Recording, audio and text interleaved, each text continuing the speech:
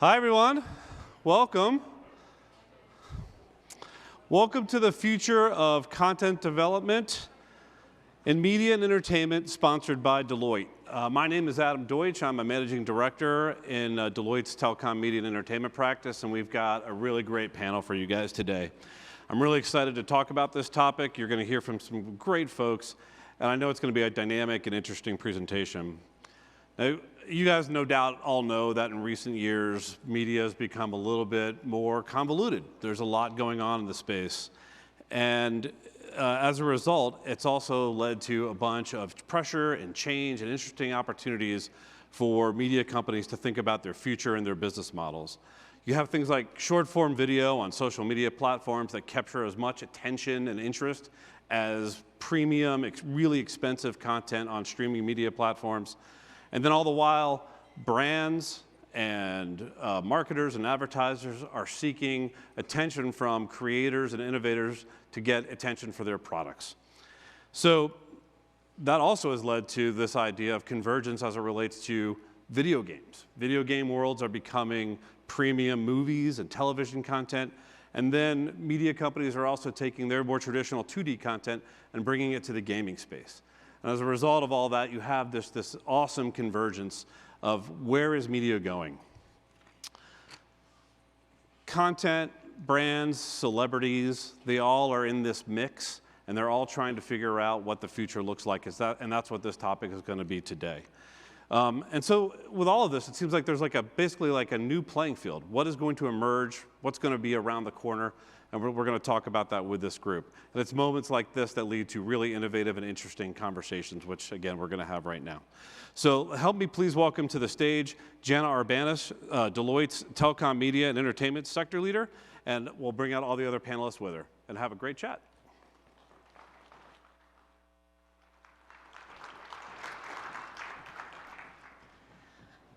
Welcome, everybody. Thanks for joining us. As Adam mentioned, I'm Jana Arbanas. I lead the Telecom Media and Entertainment business for the Deloitte US firm. And I'm joined by an amazing group of panelists. We'll just each have a quick intro so you can get to know us, and then we'll head right into the questions. So Denise, we'll start with you.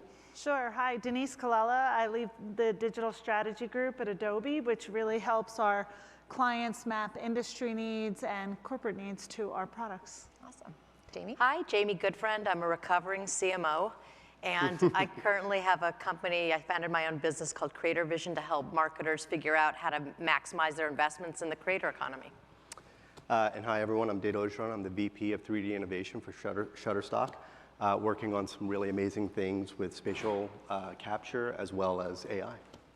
Awesome. Well, welcome to all three of you. I'm super excited about this conversation. So as Adam mentioned, he's sort of spot on in his opening remarks. There's sort of been no greater time of choice and options for consumers in terms of how they're engaging with media. And so when you think about sort of this crowded and fragmented landscape that we have here in media, what is actually breaking through right now? And is anything or anyone really able to hold a place in this fast-paced environment? Or is it really just kind of 5 minutes of fame on to the next? So sort of just be interested in your comments about that. And are there any new tricks that you're thinking that companies need to be thoughtful about given the fast-paced environment? Denise? Sure. So I think there's place for both of the divisions that you're talking about. So there is the 5 minutes of fame, but then there's also a place for these big brands and epics like we see with Marvel movies or Disney movies. And they have very different needs. And to ensure that marketers can stay on top of these, monetize, the need is really around media mix modeling, right? Because gone are the days where you have a digital group doing digital buys, TV group, someone dealing with gaming. Now we really have to look at the totality of spends and how it performs in all these different mediums. And as vendors in the space, we need to enable our clients to do that. Yeah. And Jamie, how would you? Yeah, I think that's a great point. I want to build on that. I think when you look at how they're structured, most companies are structured horizontally.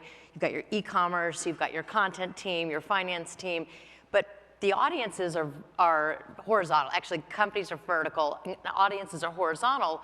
And so they don't care if it's your division or that division. It's all about the total experience. And I think e-commerce, which is such a big space right now, is such a building block for what's powering content, and everyone's trying to get into the e-commerce space, and everything's about ad sales right now.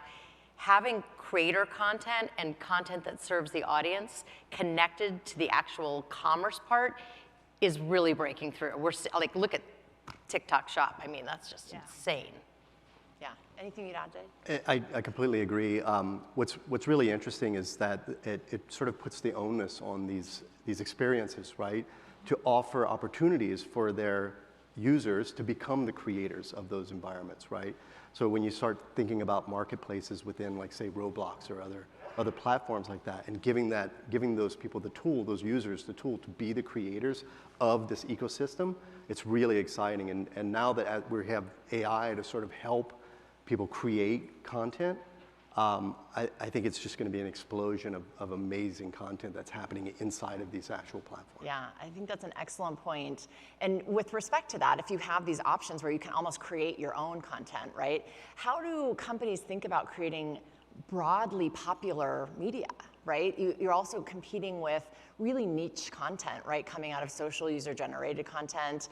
And I personally think it's great to see the diversity, and representation that we're getting through that. But on the other hand, does that just further fragment the audience? And is there anything, again, that we can be doing? What should brands be thinking about in terms of that broad applicability and that nature of content? Sure. So I think there's so much to think about, but gone are the days when any brand can say, oh, UGC is cat videos. Right? UGC is professionally produced. We have great creators. As a parent of 2 teenagers, I know, and we were talking in the green room about how the pressure is on to put out great quality produced content. So UGC has to be considered in the whole brand strategy. And when brands are considering that, their technology has to become brand safe. There has to be a way that you can use AI in a way that doesn't take away from your brand, that doesn't allow you to use brand assets in bad ways. And it's a reality that we're going to have to face in the coming years. And even last week with the Mickey Mouse rights coming out of copyright, that's something Disney is going to have to seriously consider. So all of these considerations have to be taken in and really digested by our industry so that we handle it in the correct way. Yeah. Dade or Jamie, how would you? Well, you said something about participation, and I think that's so true, because I guess what's really breaking through, it's all about the audience now, right? So the nicher you go, the quicker you grow. But the entertainment space is really an ecosystem, and YouTube did this really interesting study this last year about the amount of different places that people get information. So you might have watched, Downton Abbey, and then afterwards you looked, like Brene Brown always talks about this. She went and looked up, like, who was the president of the United States, and you go deep, but you look on YouTube, you look on Wikipedia, you look on Instagram. So you build out your own ecosystem. But for brands and for entertainment companies, you have to build in that audience participation. And I think part of it, I always joke, I say, blame it on Blue's Clues. Anybody here grow up in the 90s, or are we all too old? Do you have kids that watch Blue's Clues? We can blame it on Blue's Clues because it trained everybody to be participatory. And there's no more sticky information than when you're participating with it. But managing it from a brand safety perspective is really hard, or making a good experience is a whole other ballgame. Right. Yeah, I think setting up those guardrails is going to be extremely challenging for many of these brands. And that's another place where AI is going to be able to help us, right? So there's opportunity here for, one of the things, so we talked earlier, I had a panel earlier this morning, and one of the things we started talking about was workflows, and like understanding that in that creative process, there's sort of things that are difficult to do that you want to simplify for the user, right? And so I think there's an opportunity there as well for branding, right? And like these guardrails that sort of help them along the way to prevent them from doing the things that you don't want them to do at your brand. And being able to control that from a user standpoint, I think is going to be really, really important moving forward. Yeah. How do you police that, though? I think it's kind of like, look at Roblox. It's not going to be easy. Right?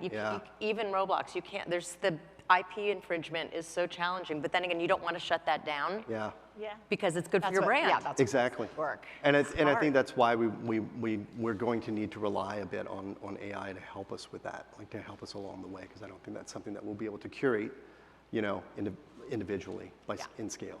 You know? Needless to say, I think there'll be some pitfalls along the way that we'll have to navigate for sure. So thinking about advertising, we talked a little bit about kind of the younger generation, and certainly I know we have the same age children spending a lot of time on social media, following influencers and creators. Through our studies, we find that they hold those recommendations more valuable than those coming from advertisers, right? Commercials and the like. And so what do we need to start thinking about from an advertising perspective? And then you also throw in the fact that streaming platforms are becoming ad platforms now that they have the ad services. You've got video games and the ad placement associated with that. So, I mean, it really has become a more complicated landscape from an advertising perspective. So, again, what do you think brands need to be thinking about in terms of that? Maybe I'll start with you, Dade. That's a good question. I mean, the challenge, I feel like the challenge a lot of times is inspiration, right? Like being able to inspire your audience.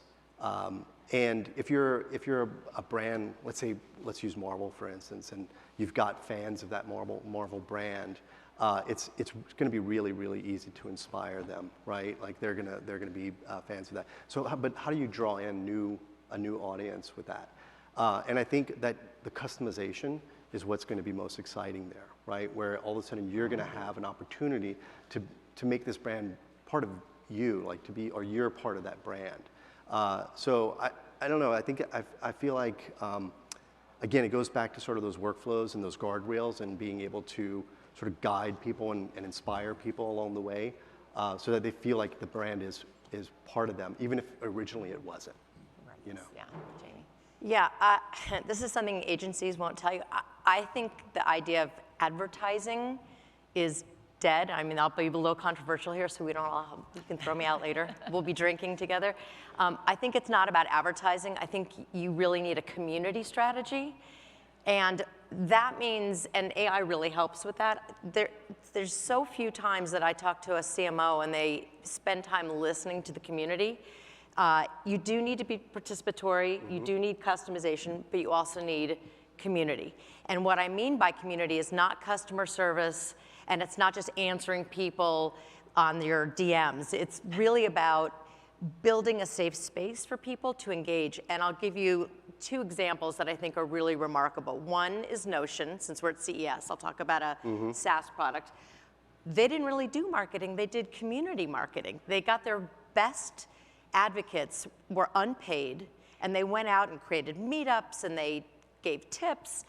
And that's how that brand reached consumers. It was a good product to begin with, but they really built in community. And the other one is EOS. I don't know if anyone has been watching them. They're just killing it.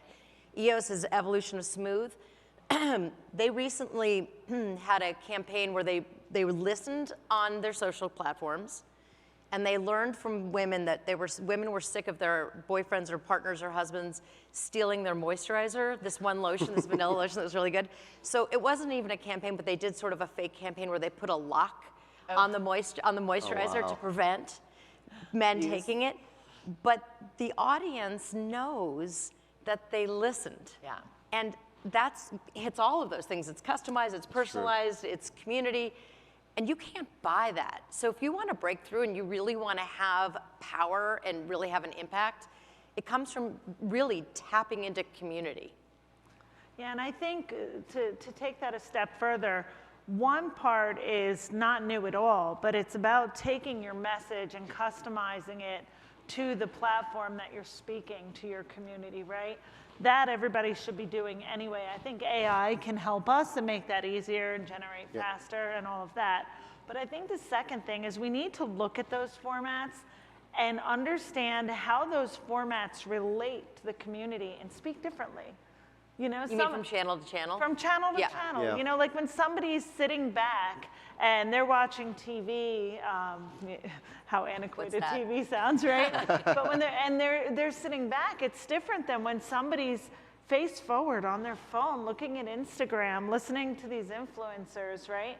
So how do we use those different platforms and talk differently, but then keep the brand messaging consistent so that we form the brand, right? This is the new paradigm that we're in. Yeah, and I just wonder, to your point, Denise, do you see any crossover of like, I mean, to your point, the kind of face down looking at your phone, you're proactively engaging with influencers and creators. Like, do you see them crossing over into traditional ads?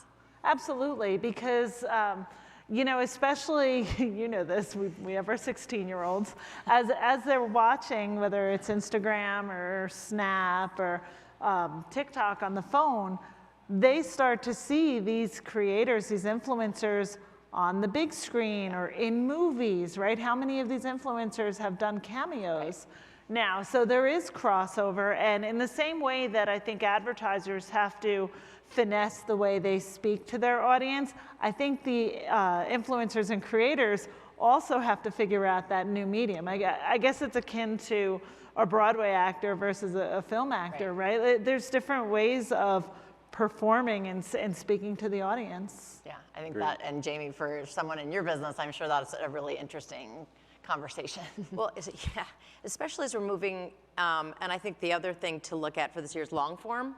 So short form has been hard enough for brands, and that's usually less than a minute. But now the move is towards long form. TikTok's incentivizing it, YouTube is incentivizing it, and the challenge for brands is that if you're going to 3 or 4 minutes, which is what the platforms and the algorithms reward, that's a film. So ceding creative control for longer periods of time is going to be challenging. But that's where the world is going, and TikTok is TV, whatever that means now. Right. That is where we're headed. And there's shows. I mean, Adam McKay has a new show on TikTok, and I'm gonna totally blank because I'm sitting up here in holiday brain, forgive me. He has a show that's serialized. I mean, it is TV, so longer form creative. And where does a brand message come in there? And I really worry for a lot of marketers who have not made that pivot and don't know how to have a conversation.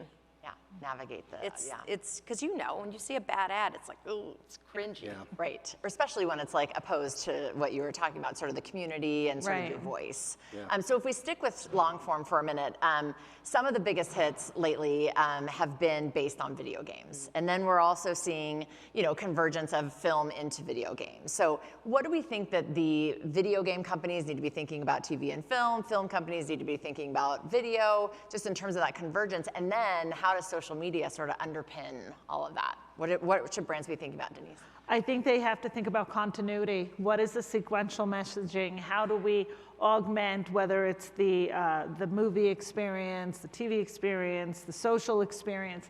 Because the current users do not differentiate. It's just entertainment, right? So how do you make sure they have the same quality of interaction on all of those platforms? It's something that I think my generation, God, I feel so old. I think we looked at the movies as something to go to, but everything's right there to access. So, the younger generations, when you get to Gen Z or beyond, they're not differentiating, so neither should marketers. Right, it's a great point. Dave, how would you? No, and the experience doesn't have to be, it shouldn't be as long, right? Like the journey for them, they'll lose interest very quickly. Even if it is customized for them. One of the things that's really interesting is when we start to think about utilizing AI for evolving stories, right? So that those stories can then continue to evolve even after you've created that sort of first inception of it, right? So you could continue to have that play out and continue to be unique to that user as time goes by. So it sort of never gets old for them, right? And it it evolves with them, and it caters to what their desires or their needs are. And I think that's really exciting as we look forward, is that you'll sort of have like, let's intro you to this brand, let's intro you to this story, and then from there, let's let it evolve specifically for you, right? And for me, I think where the attention span is going to go moving forward. It's not going to be in really, really long form unless it's evolving with you. I love that you said that, because I think one of the biggest things we're going to see, and the mainstream older generations are going to see, is that the most successful entertainment experiences, however you define that, are the ones that allow the fans to make it their own. Right. Whatever that means, whether it's memes or gameplay or Right. through AI, and you're seeing this. I think that's why gaming is so big. It's awareness, but like whether it's Arcane, Pokemon just launched Pokemon Concierge on Netflix, so you have a lot of parents who are Pokemon fans, and they know how to make that their own. What's the other? Oh, Fallout is coming out on Amazon. That was huge. And then, Ready Player One. I don't know if you guys saw yesterday, the Futureverse just launched. They're making that into the actual metaverse. So there are all of these ways that you're going to be able to give fans a way in so that they feel heard, seen, and participatory. Yeah. And I think to build on that and what you said, Dade, when you talk about something's made specifically for you, fans know we have their data. Yeah. And they want that experience. They want it customized. And that's all resulting in the proliferation of content requests. Yeah. And whether it's marketers, whether it's production studios, it's hard to keep up with that. I think we saw about double the amount of content requests last year. We expect it to go up to 5 times by 2025. So it only behooves us to use AI to figure out how to customize all of those experiences for the users, because that's what they expect in this day and age. And not necessarily, experiences that they have to dial in themselves, right? I think that's what's really amazing about this. Not everyone wants to create something from scratch, right? Like some people want to be guided along the way. Again, it goes back to that inspiration element, right? Yeah. Where, this is figuring it out for you. It's giving you the things that you want, because it's watching your patterns and so forth. Right. And we're becoming comfortable with that. I don't know about you guys, but I love the suggestions I get on Instagram, right? For things that I might want or things I might be interested in.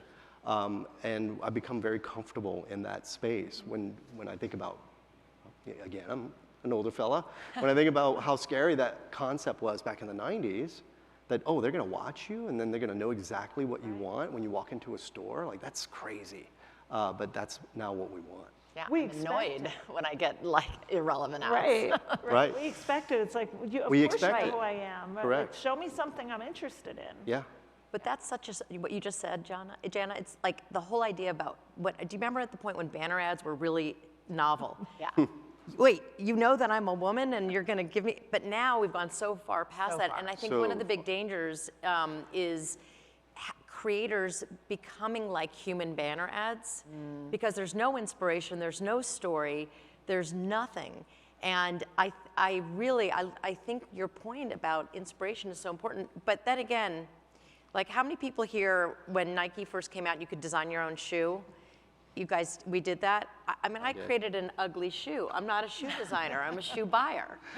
And so there is a limit to what you want to design. Choose your own adventure, what you want to design. But I think AI will be able to help us keep it within the guardrails of being good. I call it design fatigue. So everyone has a threshold for design fatigue. I have a very high threshold for design fatigue. A good example of that is when you're decorating your living room. Some people want to pick out the sofa and the coffee table, and that's it. And other people want to say, I know I want that throw and I want that pillow. Oh, and you know what? I don't like the doorknobs anymore in this living room. It doesn't go with the sofa that we bought. I'm going to change the doorknobs. But everyone has that threshold, right? And AI can sort of help you over those thresholds, right? So that you're now not having to worry about the doorknobs. The AI is helping you with that, right? So you can really build out these customized experiences that you truly love, right? Because you're not having to make all the decisions yourself. Although I would say, like threshold-wise, like certainly for my very young Gen Z, he actually might be an alpha for the next, but like he has a very high threshold for that. In fact, he's bored by going to the movie theater because he has no participation. There's no engagement for him that he's like, well, I didn't want that character to do that. I wanted him to go this way, do something different. And so I feel like that generation is going to have a higher threshold, right? And really expect that and drive the industry. Yeah, and it doesn't have to be 2 paths or 3 paths. It can be millions of paths. Yeah, and I think when you look at the marketers and the retailers, they have to embrace AI, because for people that have that high threshold, AI allows them to see products in their room, how they would place them, move them around. It reduces returns. Like we've all seen the news recently about how no one wants to provide free returns anymore. AI really has to help with that. So I think whether you're looking at customizing for the viewer and for the audience, whether you're talking about the brands creating the messages or the retailers, there's so many different uses for AI. We just have to figure out what the right ones are and who's going to use them. Right. But are you still, I mean, is there any professional person right now that's saying, oh no, I'm not using AI? I mean, we're not. No, I don't think Right? so. But that is actually kind of my next point, which is we've been sort of dancing around it a little bit. Obviously, we're all talking about Gen AI probably in every meeting that we're all in. But where do you think the biggest impact will come from Gen AI in terms of content development?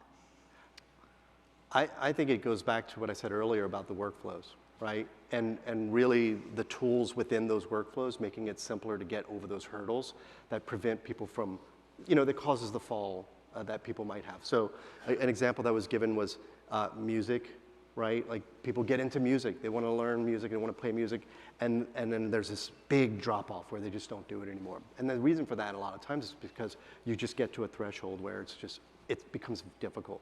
So whenever you can sort of short circuit that and make that part of the process easier so that get over that hurdle and now they're in the fun part again, I think that's really where AI is going to be able to help. It's going to be able to be injected into those difficult areas. And I say that, coming from 3D, like 3D is an extremely difficult medium. It's really hard to learn. It's really hard to master.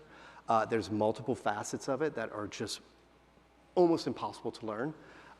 And if we can then have AI handle those moments, then anyone could become a 3D artist. Anyone can become an immersive experience designer. And I think that's where we're going to see things going, those little moments, those little hurdles being simplified. Jamie, what about you? I feel like I just want to be contrary, Dade. Like, no, but that doesn't mean that it's all going to be good. No, of right? course not. But I think it's where it takes, and I remember when Adobe was first doing this, I don't know, probably 10 years ago already, where it was taking the rote work. Like, you shouldn't have to spend a lot of time changing the colors of an image. Right. You shouldn't have to do any of that stuff. That doesn't impact your design or the audience's experience of it or the quality of your work. That's the rote stuff. So that part I think is right. But artists are artists. They're just taking away the grunt work from them is the part where I think it's interesting. And that part is incredible. But I think where it starts to get to be tricky, I did some research with creators in the beginning of the year. Actually, I take that back. Last fall, what is it, 2024 already? And one of the things that was really fascinating is that some of them were getting worried. About 45% of them, we talked about 2,500 creators, and some of them were getting worried that they would get over-reliant on the technology and lose their edge, lose their skill set, the craft of it all. Yes. Which was kind of interesting because they're all using it. In fact, what was really fascinating was that they thought they were getting over on a lot of their clients because they've been using AI pretty much as a group longer than most people. And they said that they were turning out work twice as fast, but they're making the same money. And so when we were talking to them, we said, well, what happens now if it goes the other way and brands start to tell you you should work twice as fast and make half the money? That's a good point. And so that's, I think we're going to have some interesting challenges there just in terms of speed and capability. I think that's going to be a potential one of those drawbacks. Yeah, and I think when we look at what's going to change with AI, I think it's a combination of what both of you said. I think one is we're going to democratize creativity, right? So it's not just going to be the agencies that have creators. There's going to be all these independent creators, right? And we're going to be able to find them anywhere because of workflow capabilities that are going to be generated through AI. But what's going to become important and very necessary is figuring out how to compensate. And it's on us to figure out, we can get them to produce more creative, more content. We can get the democratization of creativity and use outside creators. But how do we get them monetized correctly? They are artists. what they are creating is special, and we need to make sure that that doesn't get devalued like you're saying. Yeah. I love that that's just such a strong, we were talking about this before, and thank you for saying that, because I think, especially, you sit at Adobe, and you have the ability to really enable that, and I think that's important, because one of the things about creativity and the good side of all this, and I'm definitely very pro all of this, but is that it doesn't matter where you went to school, what country you were born in, what language you speak, everybody has the ability now to create. And you can actually, more and more you'll be able to earn a living. And so it's your God-given right to be creative. I think that's an amazing democratization capability, right? And the idea, though, is how do you find new ways to compensate? Because most of those people are not going to work at agencies anymore. Right. They are entrepreneurs. And that is a tricky thing, because it's all the other stuff that we're seeing. It's the benefits, Really is. it's the insurance, it's just engagement training. model. All of those things are really critical in their training. And training, I think, is, it's interesting, Mr. Beast just last year started a school for creators in North Carolina, because it's not just the people in front of the camera, it's the editors. Like, one of the hardest things to find right now are people who are very good editors on YouTube, TikTok, as a profession. And if you're a creator and you're strong enough that you have a team, you're hiring editors, because the art is in the editing, a lot of it, and they're very hard to find. Do you have any extra ones at Shutterstock? No, I wish. It is interesting. So my history, I go back, I used to work for a company called Digital Kitchen. Like, Digital Kitchen was, we were the kings of winning Emmys for film titles and show titles. And editorial was our key. It was what we did to make great work. It was all about the cut, right? It was all about the cut. And I think that is a skill that's dying. It's a dying skill, but we can use AI to bring some of that back. We can refresh that. But think about it this way as well. Like, how important is the cut moving forward? Yeah. Right? In a game, there's not a lot of. At some point, you don't want cut scenes anymore. At some point, you just want that to be part of the experience. You just want the experience to keep going, right? The cut becomes less important. The cut becomes a blink of your eye, right? Rather than the actual cut of the film. So it's interesting how that will play out, right? Where that it just won't. It's like the artifacts of a camera, depth of field and motion blur. Like, those are things that are artifacts of film, right? Those are not things that we need to worry about anymore, but they're really beautiful, right? And so, how important are those things going to be moving forward? We don't know. Great point, great point. Just in terms of all the components and whether or not they're as important as before. So we started to talk a little bit about kind of pitfalls, right? There's obvious advantages to Gen AI, certainly in terms of the content creation and meeting the demand that's out there. When you think about sort of media, and historically we've sort of been engaged in these stories, larger than life characters and athletes, like, it has been a really personal and authentic connection. When you have Gen AI doing a lot of that content creation, how does that get disrupted? Does it get disrupted? Does it enhance it? Or do we see something that's sort of slightly less authentic or even noisy, as your point, Jamie, not good, right, content? Like, what do we think are the pitfalls that we need to be really mindful of as we start to see the rise of this? Do you mean having like AI characters like that look like humans? Is that sort of potentially, or just using that? Does a creator who's using AI all the time start to become less authentic over time, right? Because it's not their voice potentially.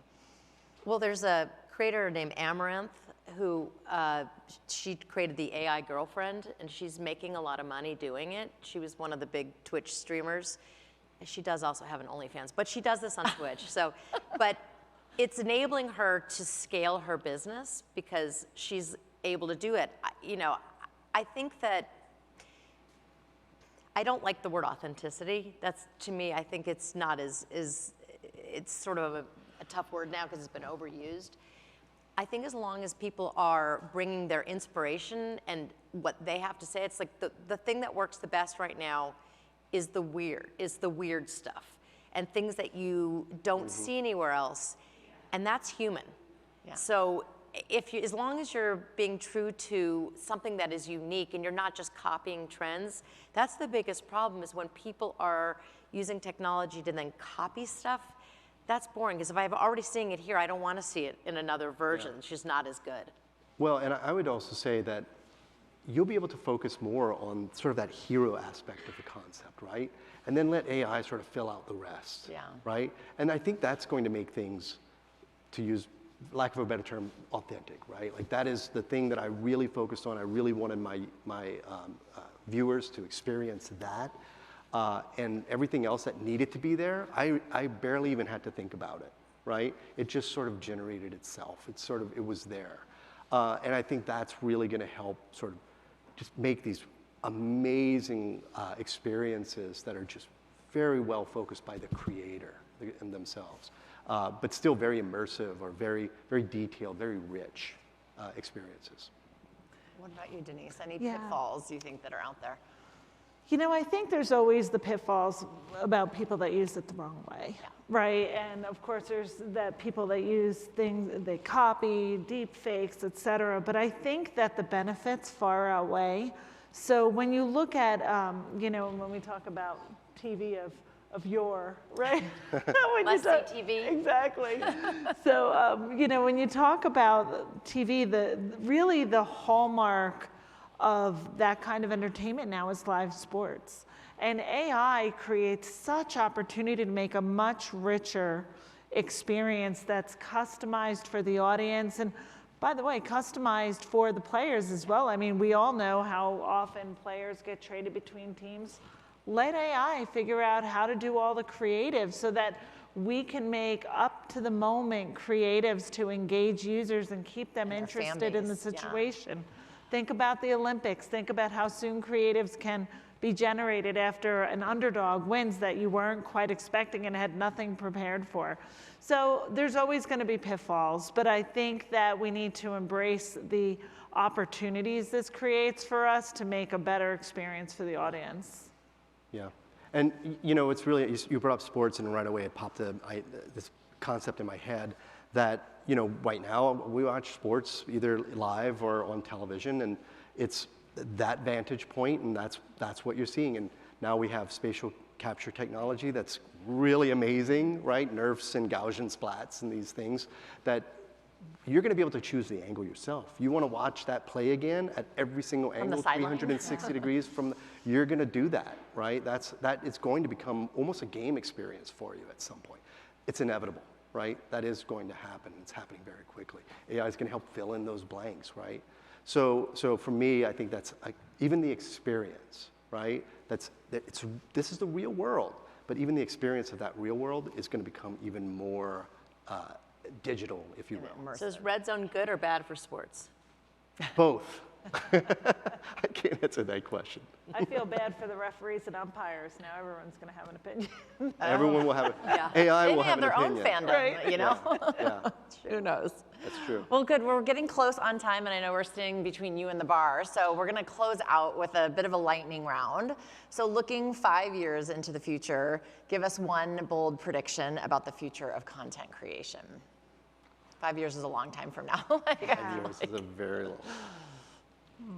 I mean, go ahead. No, you go. Okay. Well, I mean, it touches on everything that we talked about here, right? It's going to democratize it. I don't think that we're going to be seeing Hollywood go out of business or anything along those lines. You're still going to have great blockbusters and great movies and great shows, created content. What I do think is that I think we're going to be able to influence those things more so. I think the stories that we want to hear will come from the crowd, if you will, right? And I'm really excited about that. I'm excited that like yes, people will be able to create bad content, but people will also be able to create their own good content. And I think that's going to influence what Hollywood does, what gaming companies do. It's going to influence that world, and I think that's not being dictated to of what should be cool or what should be awesome, but being able to come up with that yourself, I think is going to be amazing. This is already starting, but the elimination of any language issues, because it doesn't matter, language won't matter anymore, but applied not just to content choices, but to gaming, to the fans of a creator, and finding and unearthing people that are so niche that it doesn't matter where they were born. If you like it, language is not an issue because AI will infinitely enable you to find people and passion things that you just love. Yeah. I love that. Yeah. Definitely. I think that I have two things. One is boring but important to all of us in the industry. I think we're going to see licensing and rights be completely overhauled. Yep. Right, and I think that's going to be a huge issue for our industry for the next couple of years.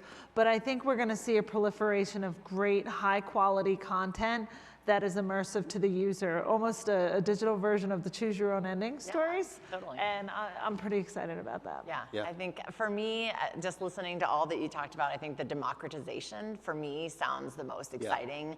And thinking about even young, kids, like being able to create, in a totally different way and be able to get closer to technology and not have to go to a coding class, and like the access that stands in the way, frankly, for a lot of kids, underrepresented kids, to really just democratize that ability to create, and then the communities that will create, that exist, and to find common passion. So that's, I think, what I'm most excited about. I sort of see my 12-year-old maybe becoming like a game world creator or something like that, which would be awesome. Well, we're at time. Thank you guys so much. This was an awesome conversation. Thank you guys for joining us, and the bar is open, so please stick around and continue the conversation. Thanks.